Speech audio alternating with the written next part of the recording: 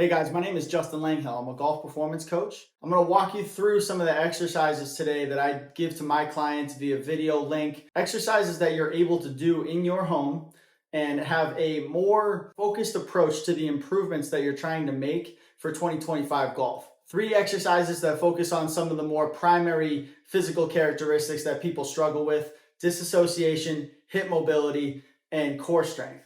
First thing you got to do is like this video, subscribe to the channel, make sure you stay up to date with all the things that I'm doing. Second thing you got to do, if you have enjoyed the content this year, if you've gotten some tips, if you've gotten a little bit better based on some of the videos that you've seen, I do have a link in the description and on my main page there for a donation, end of year giving basically to fund all the free content that comes out for you guys. Thank you so much for subscribing. I'm really looking forward to 2025. Let's check out these exercises. Okay, sitting hip walks is a very interesting one because what it does is isolates the pelvis to basically walk like or scoot like a baby. I'm just going to go from the length of the camera here, but you want to be sitting nice and tall. You can use your arms to pump, but in this case, I really just want to try to shift my hips to start moving just a little bit forward each time. So obviously, I wouldn't be able to move with my upper body at all. I want to sit tall, scoot. Try to keep my legs on the ground as I just messed up. It's okay. Keep the core tight, really shift and push. And that should give you a good idea of how pelvic rotation works. You can even work backwards. Might even be a little easier to work backwards. Should get a pretty good burn in the quad, upper quad, hips for sure. Probably working harder than they have in a while. So this is a sitting hip walk. Okay, this is a bear plank with a yoga block disassociation rotation.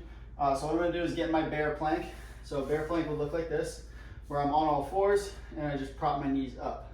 Okay, so for the plank and rotation, I'm going to squeeze the block in the bear plank and I'm going to start rotating the block. Think about the block, not your hips.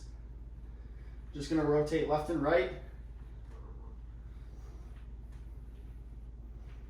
If you want to rotate your head, that's fine. The key element here is that my hands are on the ground. My hands and upper body cannot rotate, so it's up to my lower body to complete rotations.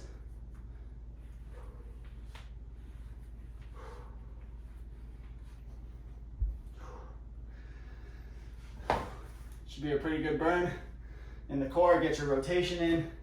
That's a bear plank disassociation rotation with the yoga block.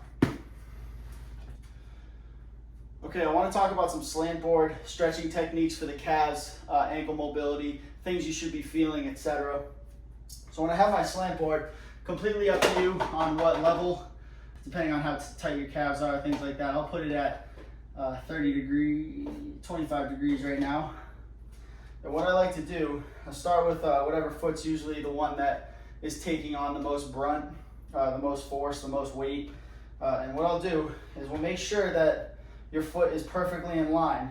Okay, we don't want it flared out, flared in, anything like that. I want to think about bringing my knee over your middle 2 toes right here. So inside the big toe, I want to think about my knee being right there. And once I position that over those 2 toes, I'm going to start coming up.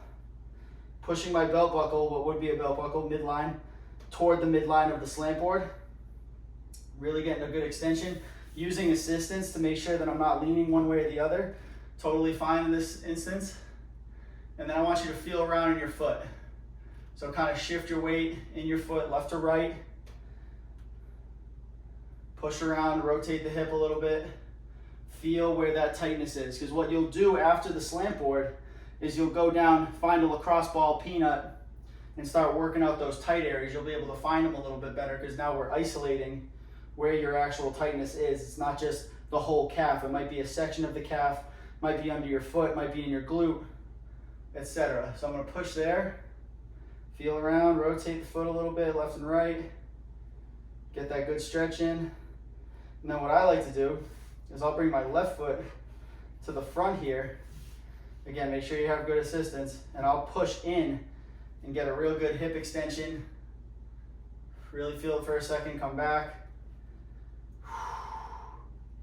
push forward, come back, good. And then I would switch. Make sure, big key, make sure that the heel does not come off that slant board. So if you have to decrease the angle to keep your heel on there, by all means, make sure that that's the case. You do not want your heel coming up. It negates the stretch. So that's a good heel stretch, ankle mobility, find the tightness in the leg that you can use the slant board for.